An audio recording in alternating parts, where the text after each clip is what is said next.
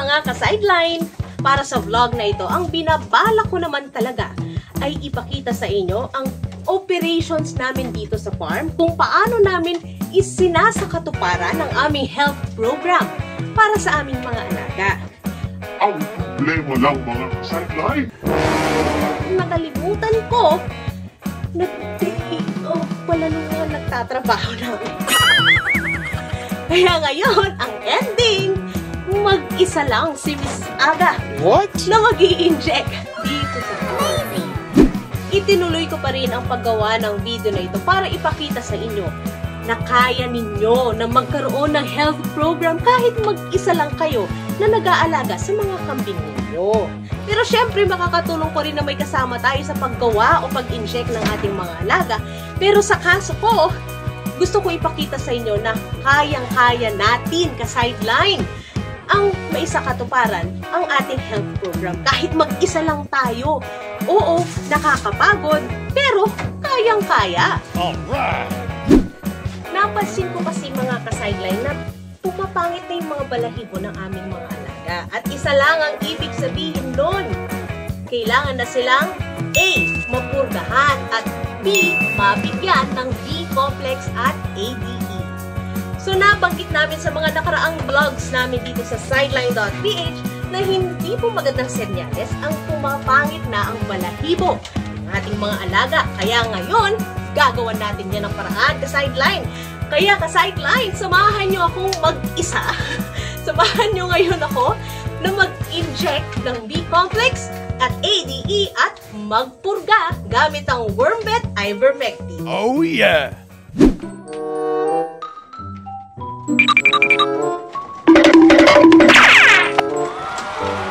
Mag-isa?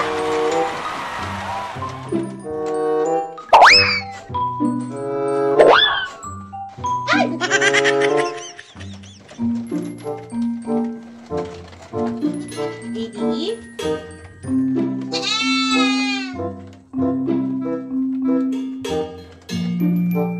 Complex?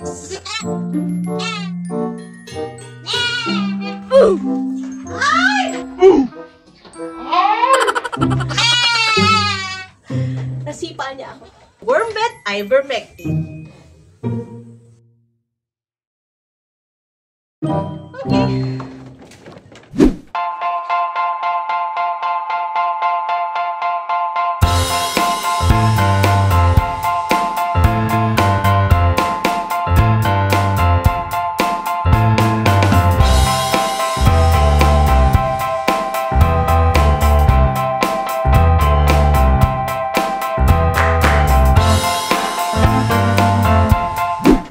Sideline, konting patalastas lang po. Meron pong nag-message sa aming store sa Shopee naman kay AgriVentures, bakit daw po may mga gamot na ang hirap daw pong kunin mula sa bote at ang hirap daw i-inject sa kanilang mga alaga. Ang lagi po namin sinasagot ay kailangan nyo pong mag-aspirate ng mabuti. Kung matatandaan nyo mga ka-sideline, nag-share na po kami ng video noong unang panahon pa kung paano ba ang tamang pag-aspirate ng gamot. Kaya ito ipapakita namin ang aktual na pag-aspirate. Meron kami dito Vitachem ADE. Isa po siyang oil-based na ADE. At itong pag-aspirate, yung tamang pag-aspirate, hindi lamang nag-a-apply sa Vitachem ha. Meron pong mga gamot talaga na mahirap kunin mula sa bote. Kaya dapat alam natin kung paano ba ang tamang pag-a-aspirate ng gamot. Kailangan nakataas ha para yung gravity. So ipupush, pull. Okay, yung syringe natin, pull. And then, pasok. Tapos, push. Lalagyan natin ng hangin sa loob. Ulitin natin yon ng 5 beses. O kaya mga 4 lang. Depende, malalaman nyo naman eh. May magpupush na hangin doon sa syringe mo. Ibig sabihin, okay na, well aspirated na. Tingnan nyo. Pangalawa to, no? Pangalawa yan. Okay? Pangatlo. Isa pa. 4. Kikita nyo, medyo pumupusit na dito. Ibig sabihin, may hangin na sa loob. Okay, pang-4. Dito natin malalaman kapag well aspirated na ang gamot ka-sideline. Tignan ninyo ang magic. Wow! Nag-move siya mag-isa. Ibig sabihin, mas madali tayong makakuha ng gamot at mas madali nating maipupush ang gamot sa ating alaga. See? Easy, di ba? So, ito si Lola. Si Lola ay, kita nyo naman, buntis. Pero pumapangit ng balahibo niya, kaya hindi natin siya pwedeng purgahan, pero pwede natin siya bigyan ng B-complex at ADE. So, dahan-dahan lang tayo sa tiyan, hindi pwedeng mapitpit.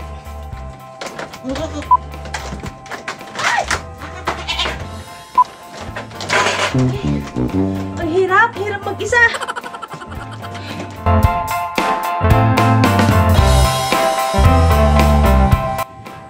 Nakakapagod. Very time-consuming ang mag-isa lang ka-sideline. Pero kaya. I believe 3 inahin na lang ang ini-inject ko dito sa Flavio Pen. May mga hinala ako na buntis sila, kaya hinuli ko sila. So, B-complex at AD lang ibibigay ko. Ay, hirap. Ang hirap, i-handle yung mga inahin. Usually, nagpapatulong ako sa mga tauhan namin dito sa farm para i-handle yung mga inahin, sila Flavio, sila Thanos. Yun. Pero yun nga, nakadilok sila. So, wala tayong choice. Ha! Kaya natin to.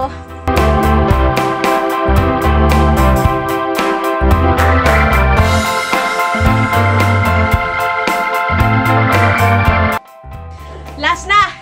Yung pinaka-active naming dumalaga. Pili ko may laman din tiyan niya. At sana, si Flavio. Kasi nasa lisihan siya ni Thanos. Oh, ito yung pinakamaganda namin dumalaga ngayon. So, as you can see, maganda siya. Wow! Ang healthy na action. Pero, kailangan pa rin natin ibigay na B-complex at ADE. Ha? Okay. Ay! Achieved ka sa inline! Natapos tayo mag-inject sa 23 goats dito sa Flavio Pen. Achieve! Nakakapagod po mag-alaga ng kambing. Sa totoo lang, very technical po ang pag-aalaga ng kambing. Pero, very fulfilling. Alam niyo yan, mga ka-sideline, pag nakita niyo yung mga alaga niyo na very healthy, magaganda, very active, ang sarap po makita. Mas aktibo, mas malusog, mas pinatibay. Sa Vitamins and Minerals Pack, kumpletong bitamina at mineral, sakit at panghihinay, siguradong tanggal.